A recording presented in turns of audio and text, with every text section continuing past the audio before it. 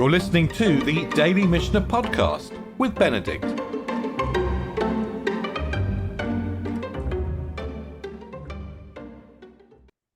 So we said that even if a man didn't write in the Ketubot, the male children that shall be born to you shall inherit the money of your Ketubot over and above their share. Even if he didn't write this, he's liable. In other words, that condition applies because it's a condition of the court. There are certain minimum standards for the Ketubot that the court demands. And we mentioned, by the way, that these minimum standards this language is not articulated in our Ketubot today. Okay, that's the status for the boys. Well, let's continue in the fourth chapter, and we're going to finish the fourth chapter today. What about the girls? So the same expression, or a similar expression. If he didn't write, the Mishnah doesn't bother to say if he didn't write. It assumes you know if he didn't write.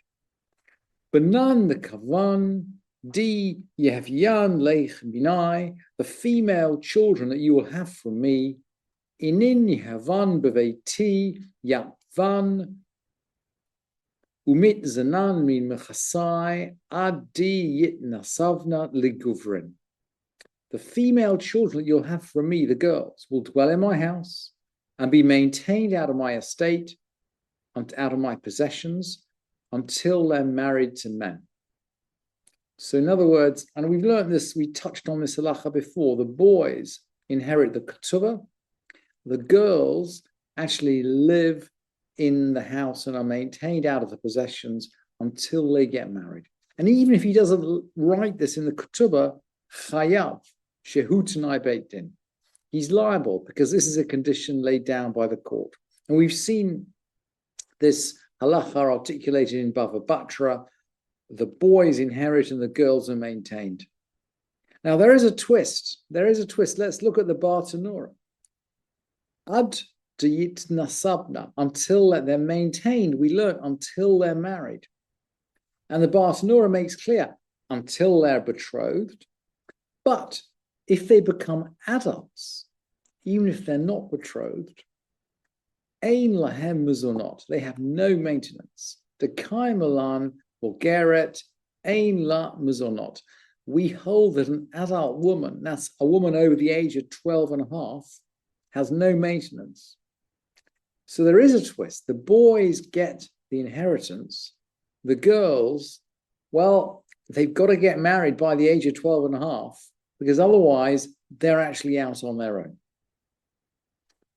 Those are the conditions for inheritance from the ketubah. What about the widow? And this is the final condition which is laid down by the court. Ve'at tehevin yatva beveiti umit zana min mechasai kol yemei megad ar melotich. You shall live in my house and be maintained from my possessions all the days of your widowhood. Chayav, he's liable. Even if he doesn't write this in the ketubah, he's liable. Shehu tanai beit din. In other words, the children, the girls, are chucked out at the age of 12 and a half, or they can be. But the widow can stay, if necessary, in the house of her husband all the days of her widowhood. Kach hayu anshe Yerushalayim kotvin, and thus wrote the people of Jerusalem. So the people of Jerusalem would actually write this down in the ketubah. Ve'anshe Galil hayu kotvim k'anshe Yerushalayim, and the people of the Galil used to write like the people of Jerusalem.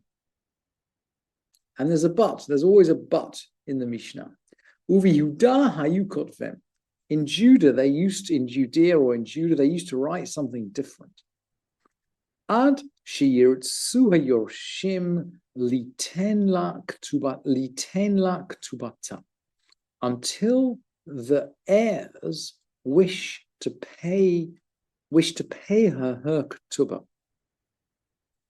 The heirs can pay her ketubah, and then she loses her living rights, her maintenance rights. Lefichach, im ratzu yorshim notnin la ktubata ufotrim. Im ratzu hayorshim. Therefore, if the heirs wished, notnin la ktubata ufotrim ota. So if the heirs wish, they give her ketubah. They give the widow her money, and they potrim. That means almost like to get rid of her. They basically take leave of her. That's it. They don't have any more responsibilities to support their mother. They just give her the money. And again, you can see, by the way, why the money in the ketubah is so important, right? Because you might be chucked out on your ear if you lived in Judea. Now, is that the halacha? What if you don't live in Judea? Let's bring in the Rambam. So the Rambam, he comments on this statement: you shall live in my house and be maintained all the days that you dwell in widowhood. That's the Mishnah. The Rambam says, V'ein halacha k'anshei Yehuda.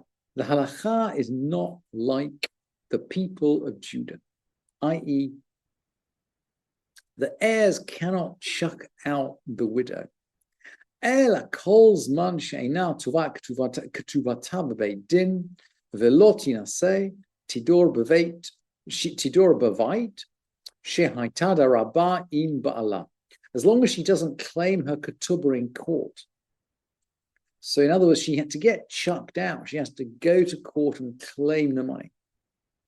Or if she doesn't, as long as she doesn't remarry. So either of these two actions can trigger, if you like, a claim on the heirs to the estate of the father, going to court to claim her ketubah, or getting remarried. But as long as she doesn't do either of those two things, she lives in the house where she used to live with her husband when he was alive. And then the Rambam continues. I mean, it's very interesting. He explains this at length in his commentary on the Mishnah. She makes use of any movable property or any vessels that she used to use with him in her lifetime. And the whole of this law is clarified later on, and he quotes chapter 12. He says halacha gimel. It's actually what we'd say Mishnah gimel. We're in the Mishnah, but we'll come back to this halacha in the 12th chapter. I think that's the last chapter of Ketubot. And then he says, Ufiresh Meigar. It's actually written Meigad. In all of the versions, all the manuscripts of the Mishnah I could find, it's Meigad, but he writes Meigar. Really interesting. Meigad, I think, is the days that you dwell. And Meigar, I think, is... Megar would also be the days that you dwell. Anyway, the meaning of all the days that you dwell in widowhood, that means after his death. So he's just clarifying the language of the Mishnah, but he's clarifying the halacha, and he's really clear. You can't chuck a widow out of her house. Thank you for listening to this edition of the Daily Mishnah Podcast with Benedict.